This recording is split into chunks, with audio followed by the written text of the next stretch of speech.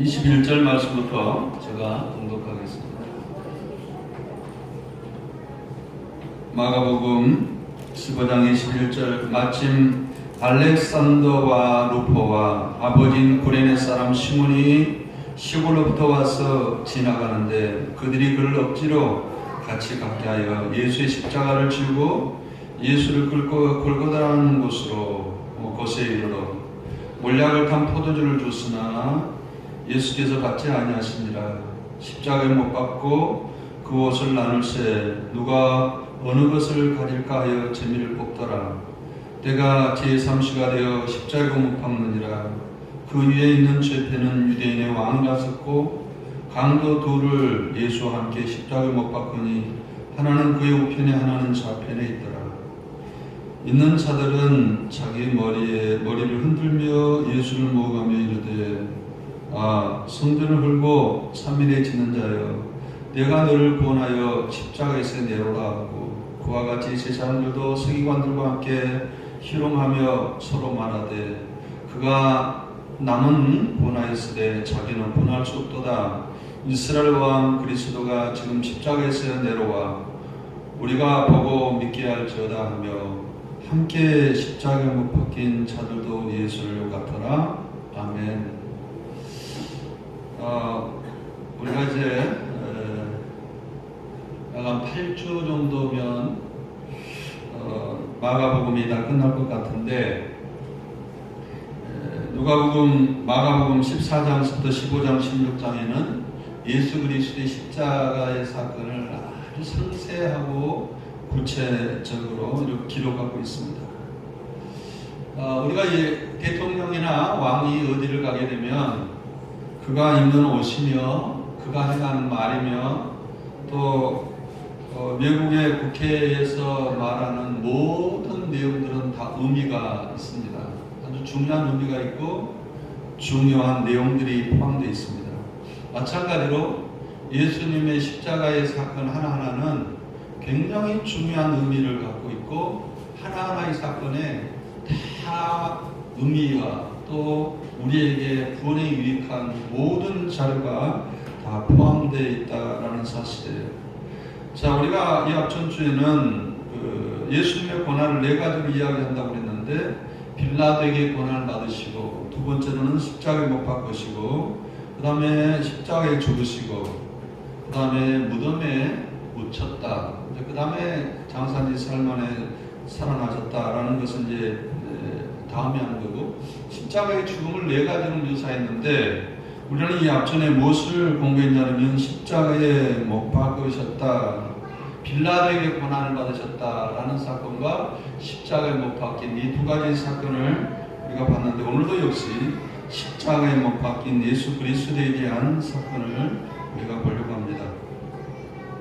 오늘 본문 말씀에는 알렉산드리아 루포와 아버지인 구레네 사람 시몬이 시골에 와서 지나가는데 그 군병들이 그들을 억지로 그 십자가를 지게 가게 이렇게 했다라는 것으로 기록되어 있어요. 원래 그 십자가형에 처형하는 잔인한 사람들, 범죄자들은 원래 그 십자가를 자기가 지고 가야만 합니다. 근데 우리가 생각할 때는 십자가 그러면 그 십자가 전체를 이렇게 지고 갈 거라고 생각하는데 그렇지 않고 이 평대 손에 박히는 한쪽만 이렇게 지고 가게 돼 있어요. 그래서 이렇게 십자가를 끌고 가는 것은 아마 예수 그리스도의 십자가를 더 크게 상징하려고 준비한 것 같고 진짜는 그렇지를 않고 평대만 손에 박히는 그 한 부분만 이렇게 짊어지고 가는, 그러니까 십자가가 아니고 평대를 짊어지고 가는 것입니다. 근데 예수님은 십자가 평대를 질 수가 없었어요. 너무나 지쳐있기 때문에. 왜 지쳤냐면 그 전날에 겟세마네에서 기도하실 때에 땀방울이 핏방울이 되도록까지 모든 것을 다 소진해서 기력이 하나도 없었다고 성경은 기록하고 있어요.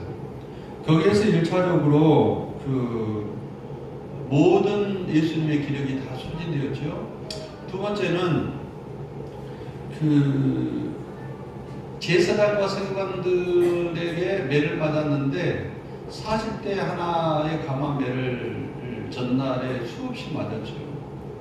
그리고 이제 두 번째는 로마의 군병들에게 매를 맞았는데 군병들이 갖고 다닌 매는 제사장들이 갖고 있는 매들하고 좀 다르는데 이 여러 가닥으로 소심줄로 되어 있는데 그 가닥에 한 10개 이상의 그 쇠무치가 이렇게 달려있고 마지막 끝에는 뼈의 조각들이 달려있어요.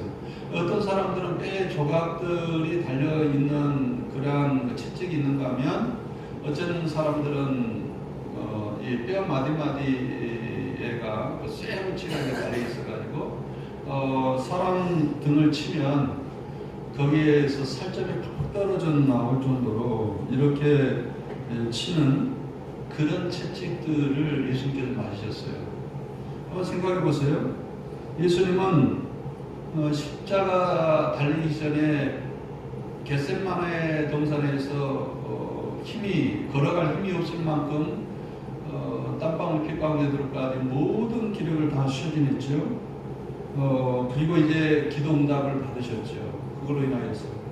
그리고 이제 가자. 내가 십자가에 져야 될 때가 됐다. 하나님의 때가 왔다. 그러고 이제 가셨는데 말을 한마디 할 수 없을 만큼 힘이 없었어요. 그런데다가 십자가에 이렇게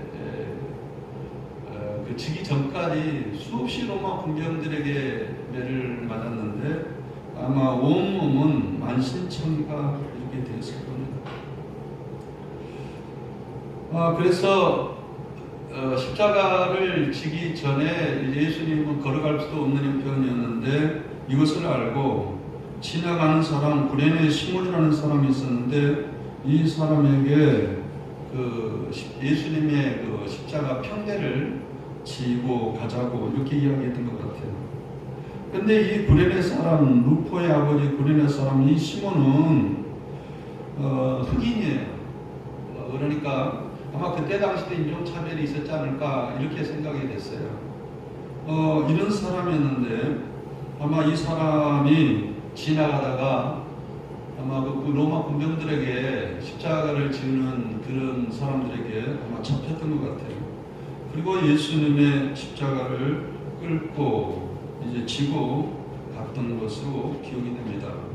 자, 우리가 여기에서 왜 구체적으로 알렉산드리아와 루포의 아버지인 구레네 사람 시몬이 골고다부터 십자가를 지고 골고다까지 올라가게 됐겠는가? 우리가 물론 그 구레네 사람 시몬은 이 흑인은 아마 억지로 십자가를 졌을 거예요. 예수님이 지는 십자가의 의미가 무엇인지는 모르겠고 아무튼 그는 유월절을 지키기 위해서 예루살렘에 왔었는데 이 예수님이 무엇인지 누구인지 그걸 알 수가 없었는데 하나님께서 억지로라도 십자가를 지고 가는 그곳에 성령 역사하시고 은혜를 베풀어 주셔서 이 구레네 사람 이 시몬에게 예수를 알고 하나님의 나라를 알고 구원받은 역사가 있었어요. 이 사람이 이제 집에 돌아가서 자기 아내에게 내가 메시아의 십자가를 내가 지었고 나의 죄를 인해서 십자가를 지고 가는 예수님에 대해서 내가 알게 됐고 그래서 그 아내와 그 자식 알렉산드리아 루포에게 복음을 전했는데 이 마가복음이 당부하는 곳이 어디냐면 아마 로마 사람인 것 같아요. 로마 사람들이 누구를 알고 있었느냐면 이 편지가 예수님이 돌아가시고 30년 후에 썼기 때문에 로마에 이미 루포와 알렉산드리아 이 시몬의 아들 이 사람들이 믿음 생활을 너무나 잘해서 다 알고 있었던 사람이었습니다. 왜냐하면 로마서 16장 13절에 보면 한번 보세요. 거기에 이미 로마 사람들에게 사도 바울이 이 구레네 사람 시몬이 그들에게 복음을 전해서 이 사람들이 믿음의 사람으로 완전해서 지금 예수 그리스도를 전하고 하나님의 종으로 사역한 것을 볼 수가 있어요. 16장 로마서 16장 13절 한번 찾아 여러분들이 읽어보겠습니다. 로마서 16장 13절 말씀 같이 한번 읽어보겠습니다. 시작. 주 안에서 태간식을 입는 루포와 그의 어머니에게 문안하라. 아까 앞에 나왔지요? 이 루포가 누구라고요? 시몬의, 구레네 사람 시몬의 아들이었어요. 그래서 그 어머니에게 문안하라. 이 어머니는 뭐라고요? 사도 바울의 내 어머니니라. 왜 내 어머니라고 이야기했을까요? 자기를 보호하고 자기 음식을, 자기 옷을 빨면서 복음 전하면서 진짜 자기 어머니의 역할을, 선파 역할을 했던 그런 사람이었기 때문에 그렇습니다. 우리는 좀 이런 걸 알아야 될 것 같아요. 여러분들이 교회에서든지 어디서든지 억지로라도 정말 주의 일을 하세요. 그러면 그것은 그때 당시는 알지를 못했는데 예수님의 십자가를 알고 하나님의 구속사를 알고 하나님의 나라를 알고 난 다음에 그것이 얼마나 나에게 큰 유익이었는지, 그래 내가 그때 잘했지, 억지로라도 하나님의 말씀에 봉사했고 하나님 말씀에 순종했으니까 내가 알아서 순종한다면 얼마나 좋겠어요. 그것은 더 할 말이가 없지만 그래도 아직까지 내가 그 십자가의 분명한 의미를 깨닫지 못하는데 불구하고 내가 하나님께 순종할 때에 그의 다음의 시간이 지나면 그 구속의 은혜를 알고 자기의 신앙이 온전해질 뿐만 아니라 이 자식들마저 정말 예수 그리스도의 십자가를 진 거에 대해서 굉장한 은혜를 받고 하나님의 백성으로 살아가는 것을 여러분들이 오늘 성경에 분명하게 기록하고 있다는 사실이에요. 다른 성경에는 기록하고 있질 않아요. 알렉산더 루포의 아버지는 한 군데도 기록한 게 없는데 마가복음은 로마 사람들이 이걸 너무나 잘 알고 있었기 때문에 이것을 기록하고 있었다라는 사실입니다. 두 번째 우리가 알아야 될 것이 이제 이 은혜를 받았던 이 구레네 사람 시몬이 십자가를 지고 예수를 끌고 어디로 갔다고요? 골고다 하는 곳으로 갔다라고 이야기를 하고 있습니다. 우리가 두 번째에 왜 골고다라고 이야기를 했을까? 이 골고다를 해석할 때 헤보리바라고 해석을 하는데 옛날에는 몇 가지의 주장들이 있었어요. 고대인들, 그러니까 이때 당시 고대인들은 예수님의 그 시조 아담이 묻히는 곳을 골고다라고 생각을 했어요. 그래서 제2의 아담이 오면 이를 골고다에 묻힐 것이다 이렇게 생각을 했던 것 같아요. 그래서 아담은 죄로 인하여 죽었지만 제2의 아담이 예수님이 오시면 제1 아담인 그 죄를 예수님께서 다 해결하시고 거기에 묻힐 것이다 그렇게 주장을 했는데 그 주장하는 사람들이 터툴리안이나 오리겐이나 크리스톰, 에피파네스 같은 이런 사람들, 이런 신학자들이 아마 이것을 주장하고 있습니다. 그런데 구체적인 것이 없기 때문에 저는 이 주장에 대해서는 그렇게 물론 신학적 해석은 가능하고 성경적 해석은 가능한데 이걸 주장할 수가 없다라는 생각이 들어요. 두 번째는 사이프리안이라는 사람이 주장하는데 그 갈보리산 여기 헤볼이라는 곳은 모리아 땅이었는데 모리아 땅은 여러분들 아마 기억이 날 거예요. 아브라함이 이삭을 제물로 바치는 곳이었어요. 그래서 아브라함이 자기 이삭을 부활을 믿으면서 자기 이삭을 제물로 바칠 때에 하나님께서 그 칼을 멈추시고 수양을 뒤에 묶어놔서 그것을 풀어다가 하나님께 제사를 드리라. 이 장소가 모리아산인데 이 장소가 헤볼이라고 사이프리아는 구체적으로 설명하고 있어요. 그 해석을 쭉 보면 정말 그럴싸한 해석을 하고 있습니다. 그래서 예수님께서 인류의 죄를 인해서 십자가에 돌아가시는 그런 골고다의 장소를 이삭의 제물을 드린 장소에서 예수님께서 십자가에 돌아가신 것이다. 이렇게 해석을 하는 사람도 있습니다. 그런데 그런 것보다 이 해석이 세 번째 해석이 더 타당성이 있어서 저는 이것을 생각을 하는데 에스겔서에 보면 에스겔 선지자를 끌고 어디로 가게 되냐면 헤볼이라는 그곳으로 가게 돼요. 헤볼은 공동묘지예요. 공동묘지. 거기 가봤더니 큰 뼈만 있어요. 헤볼은 헤볼바가지만 있어요. 그 해골을 향하여서 하나님께서 말씀을 기원하라고 했었을 때, 그 어떻게 저 사람도 아니고 해골만 있고 사망 가운데 있는 저들에게 어떻게 말씀을 전할까? 그래도 하나님의 순종을 따라서 말씀을 전했던 겁니다. 근데 그들이 말씀을 전하고 또 믿음으로 전하고 또 믿음으로 전할 때 거기에서 살이 붙고, 거기에서 좀 지나니까 또 복음을 전하니까 거기에 힘줄이 생기고, 또 복음을 전하니까 거기에서 생명이 되어서 큰 하나님의 나라의 군사가 되는 그런 것을, 사망 가운데 살리는 그것을 골고다 해보시라고 이야기를 해요. 근데 지금 이 말씀은 뭐냐면, 예수님이 말씀으로 이 땅에 오셨어요. 이 땅은 사망이 있고 해골이 있는 곳이에요. 사망이 왕들에서 모든 사람의 백골이 됩니다. 여러분들 백골이 안 될 것 같아도 100년이 지나면 다 백골이 되어 있었을 거예요. 이 세상에 아무리 황장사 같은 사람들도 다 백골이에요. 그런데 예수님께서 말씀으로 이 땅에 오셔가지고 해골의 그곳에 말씀으로 지금 써 있는 겁니다. 그리고 말씀으로서 십자가를 질 때에 사망 권세가 다 물러나고 하나님의 승리하는 역사가 있다. 이 세 번째 해석이 훨씬 더 우리에게 은혜가 되고, 그리고 신학적으로 맞다고 생각해서 저는 이 세 번째 해석을 저는 선택을 하고 이거 믿고 있습니다. 사랑하는 성도 여러분, 하나님 예수님은 지금 말씀으로 이 땅에 오셨어요. 그리고 그때는 여러분들은 사망과 해골이었는데 반드시 우리는 해골로 돌아갈 뿐만 아니라 해골이어야 돼요. 그런데 우리에게 말씀을 전할 때마다 우리에게 영적인 살이 붙고, 영적인 힘줄이 생기고, 생명이 되고, 영생이 되고, 그런 역사가 예수 그리스도의 골고다에서 일어났다는 사실들을 우리는 믿음으로 받아들이고 아멘해야 될 줄 알아요.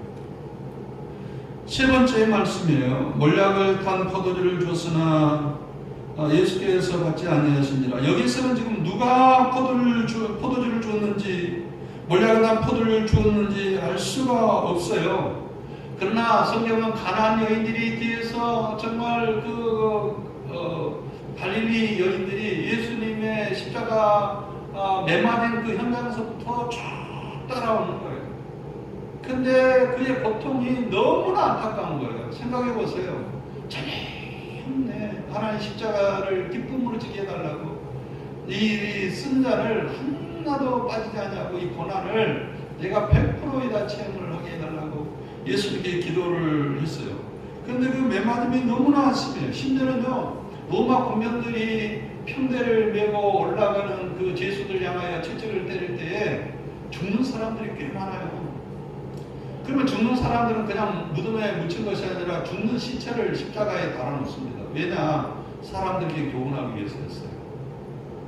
아마 예수님도 그 장면과 비슷한 것 같아요. 전날은 정말 힘없이 그 그 기도를 했죠. 그리고 제사장들에게 매를 맞았죠. 또 로마 군병들의 매를 맞았기 때문에 아마 손을 하나 움직일 수가 있는 그런 힘이 없었을 거예요.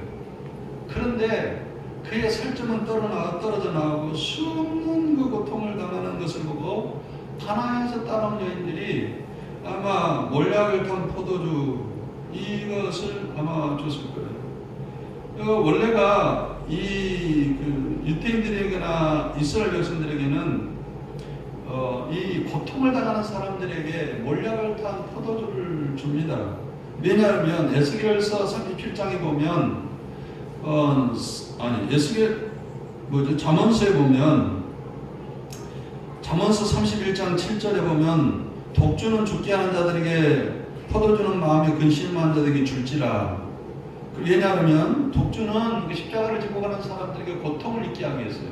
근데 거기다가 독주가 아니고 독주 안에다가 몰약을 타요. 그러면 어떤 것이 있냐면 진통제 역할을 해요. 옛날에는 약이 안 나왔, 진통제 약이 안 나왔잖아요.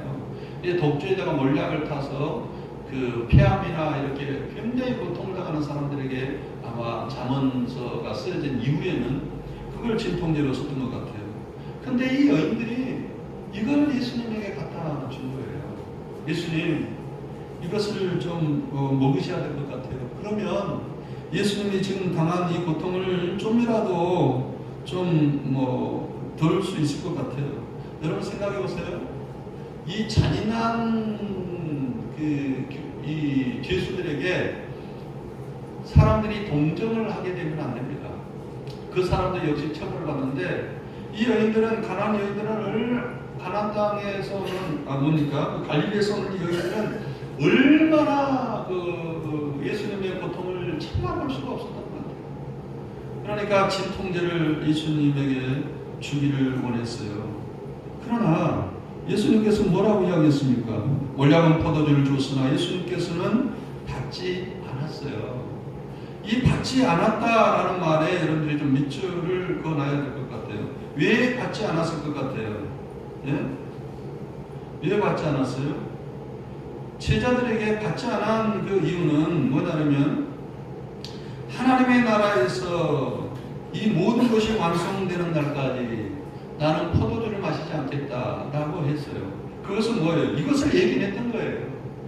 아마 자기를 믿음 있는 사람들이 자기의 고통을 이기게 해달라고 그렇게 했었을 때, 제자들에게 하나님의 나라가 그 왕으로서의 왕권을 가지고 당신의 백성들의 죄를 짊어지고 끝까지 하나님의 받은 저주를 그냥 포도주 타는, 몰약을 타는 것으로 포도주를 마시면서 그 고통을 잃어버린 것이 아니라 더 많은 고통, 더 진한 고통, 하나님의 저주를 모든 문소 받겠다고. 요한복음에는 그랬어요. 고난의 잔을 온전히 마시게 함이라. 내가 이 고난의 잔을 완전하게 마시게 하기 위해서 내가 앞으로 내가 가야 될 길이다라고 이야기했어요.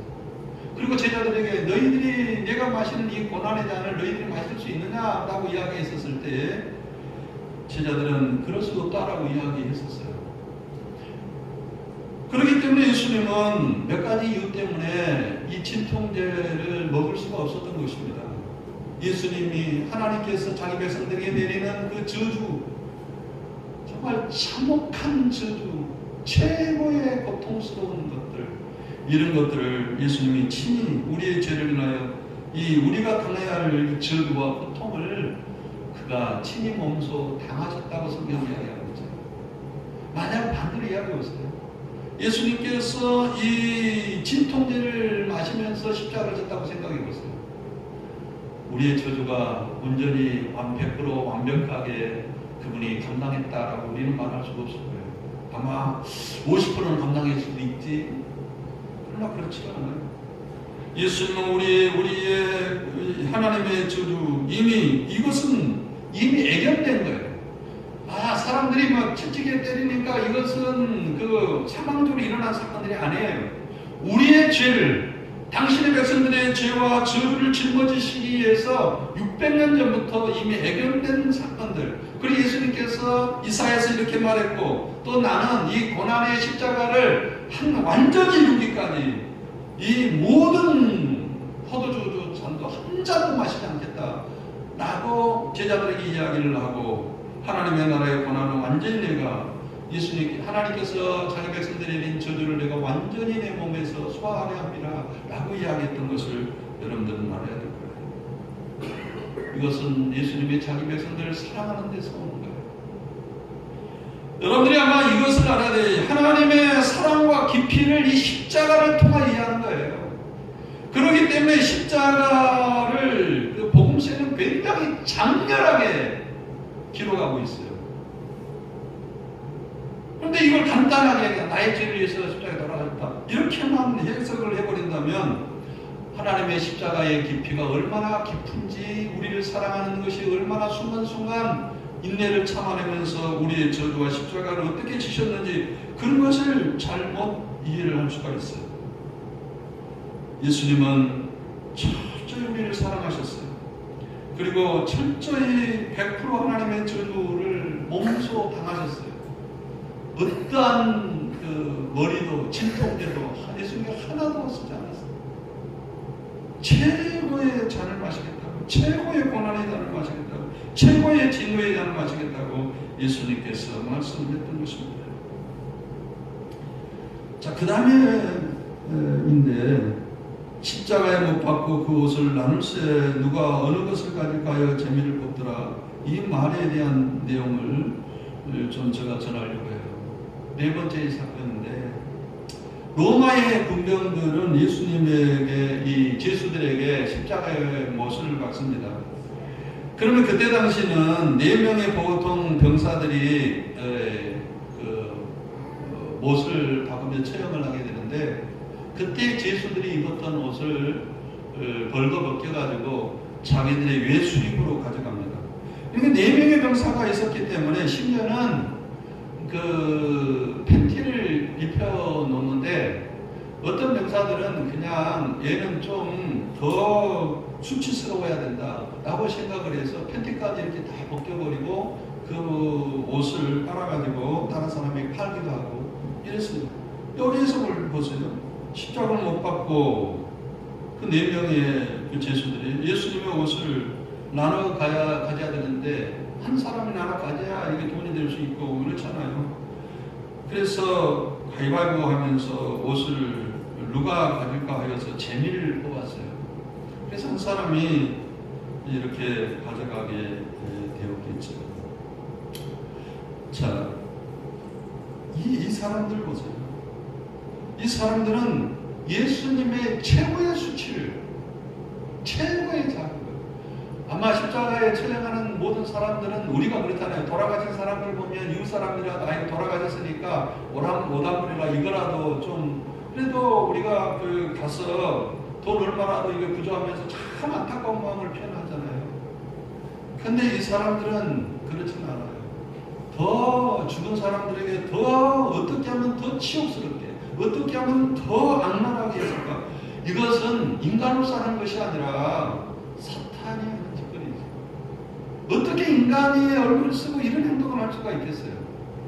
그것도 자기 죄를 인하여서 십자가를 지고 가고 있는 이 사람들에게 예수님의 속옷까지 서로 재미를 뽑아서 수치를 더 드러내고자 이렇게 했을까요? 이 마가는 너무 상세하게 기록해 놓고 있기 때문에 저는 어젯밤에도 그것을 읽으면서 정말 많이 울었어요. 예수님이 이 정도였을까? 이 정도의 수치를 어떻게 감당할 수 있었을까? 온전히 하나님께 내리는 모든 저주를 우리를 위해서 앞으로 감당하는 것을 마음을 느끼니까 가슴이 멍해지더라고요. 예수님이 왜 그랬어요? 근데 성경은 정확하게 그럴 이유가 없는 거룩한 분이, 죄 하나도 안 지신 분이, 하나님에게 100% 충성만 하신 분이 이렇게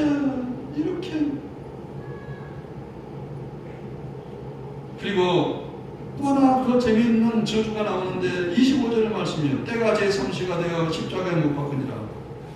여기 생각해서 때가 제3시가 언제예요? 제3시. 우리 한국 시간으로는 제3시는 오전 9시예요. 9시. 이 시간은 무슨 시간이에요? 제사장들이 제사를 드리는 시간.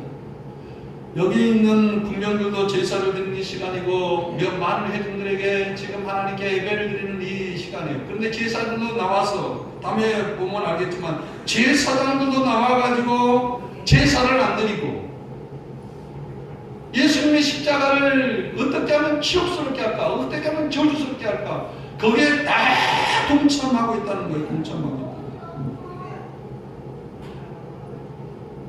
여러분, 정말 이것은 너무나 가슴 아픈 이야기예요. 많은 사람들은 이 제사장과 이들을 향해서 뭐라고 이야기하냐, 이들은 성전에 열심히 있는 자리라고 이야기했어요. 많은 사람들은 그래, 구원에 열심히 있는 사람들 뭐 이렇게 이야기할 수가 있겠습니다. 성전에 열심히 있는 사람들이 그 중요한 시간에, 예배드리는 시간에 나와서 악에 동참하고 있다는 거예요. 어떤 사람은 이렇게, 저 사람은 정말 성도로서 열심히 있는 성도야. 그런데요, 그 시간에 예배드리는 시간에, 수요 예배드리는 시간이든지 주일 예배드리는 시간이든지 그 시간에 뭘 하고 있어요? 악에 동참하고 있어요. 세상에 동참하고 있고 죄에 동참하고 있다는 사실. 얼마나 안타까운 이야기입니까? 이것을 마가는 너무 잔혹하게, 너무 나열하게 기록하고 있는 것이 참 가슴이 아프더라고요. 하나님을 섬기할 제사장들이 예수 그리스도를 거역한 일에 우리가 그리고 그 위에 26절에 그 위에 죄패에 유대인들의 왕이라고 쓴 죄패를 붙였어요. 좀 이따가 유대인의 왕이라는 것에 대해서 우리가 이 앞전에 이야기했지만 하나님은 죄패를 유대인의 왕으로 붙이기를 원했어요. 그러나 이들은 죄패를 유대인의 왕으로 또 붙이기를 원했어요. 해석이 하나님이 죄패를 예수님의 죄패를 유대인의 왕으로 붙이는 것과 이들이 예수님의 죄패를 유대인의 왕으로 붙이는 것은 의미가 좀 다릅니다. 이들은 진짜 네가 하나님의 나라 왕이냐 유태인의 왕이냐 아마 네가 십자가에서 뛰어내려봐라 이렇게 정말 가짜 유대인의 왕이라고 생각했던 거고 하나님은 예수 믿는 사람들에게는 이 유대인 왕이라는 건 진짜 유대인 왕이에요. 자기 백성들의 죄를 십자가에서 해결하고 정말 부활해서 하나님 나라의 아들, 여러분들 하나님 나라의 아들이라는 것은 하나님 아들로 태어났다 이것이 아니라 성경의 하나님 나라의 아들이라는 뜻은 뭐냐면 하나님의 대리자로 이 땅을 통치하는 것이에요. 여러분들 하나님의 아들이라는 것은 이 땅을 하나님의 대리자로 이 땅을 충만하는데 사용되는 그런 다스린 자라는 뜻이에요. 목자로서 다스린 자라는 뜻이에요. 예수님이 유대인의 왕으로 이 땅에 오셨고 우리의 하나님의 백성들의 죄를 짊어지시고 지금 하나님께서는 이자가 바로 하나님의 아들이고 이자가 지금 하나님의 나라의 왕이 될 뿐이다. 여러분들의 죄를 십자가에 처형하고 그리고 하나님의 왕으로 쓸 자다라고 하나님께서 죄패를 붙이기를 원하셨고 반대로 이 땅은 야 이건 가짜다. 어떻게 자기 목숨 하나 구원하지도 못한 놈이 지금 저렇게 십자가를 진다고 우리 앞에 이제 수치를 당하고 있는 거예요. 그러나 실제적으로는 그렇지 않아요. 그는 왕이었어요. 그는 하나님의 나라의 왕이었고 그는 나의 왕이었고 그는 의의 통치자였고 생명의 통치자였고 영원한 생명의 다스린 자였어요. 영원한 생명을 우리에게 주시고 영원한 생명을 우리에게 주실 뿐만 아니라 우리의 안에 있는 영생을 끝까지 죽지 아니하고 영원까지 다스리는 그런 왕이었어요. 그것을 이야기를 하는 거죠. 그 다음에 다섯 번째로는 강도의 둘 중에 예수 함께 십자가에 못 박으니 하나는 그 우편에 하나는 좌편에 있더라. 여기에서 여러분들이 강도의 하나는 우편에 하나님의 좌편에 이건 뭔지 아세요? 원래 이 두목은요 옛날에 가장 잔인하고 로마의 뭐 한거를 일으키고 사람들 많이 죽이고 이런 두목들은 제일 가운데다가 십자가에 못 박았습니다. 그래서 가운데 있는 사람이 다 두목이래요. 이것은 수치를 가하기 위한 것이에요. 네가 강도 중에 우두머리다라는 뜻이에요. 이 말은